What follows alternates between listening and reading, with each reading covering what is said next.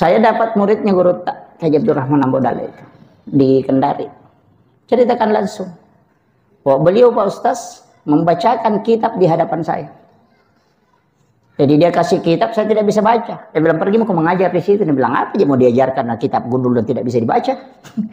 Tidak ada ditahu. Dia bilang, bawa nih saja. Kalau mau kau mengajar, bangun kau sholat malam 2 rakaat, sholat hajat, baru kau buka itu kitab, kau pelajari. Jadi dia bangun sholat 2 rakaat, dia buka kitabnya, ada Tommy Guru tak duduk di depannya. Dia bacakan, baca ini maknanya, ajarkan sampai di sini saja dulu. Kau ajarkan. Jadi sampai khatam itu kitab, baru berhenti Guru Tak. Dia mengatakan sudah meninggal Guru Tak di Mangkosok, masih bolak-balik. Itu kalangan wali. Kan kita punya di Sulbar ini banyak sekali Pak Guru Tak Haji Muhammad Tahir Malapio, itu luar biasa. Bukan wali sembarang. Wali-wali itu kan tidak mati di sisi Allah.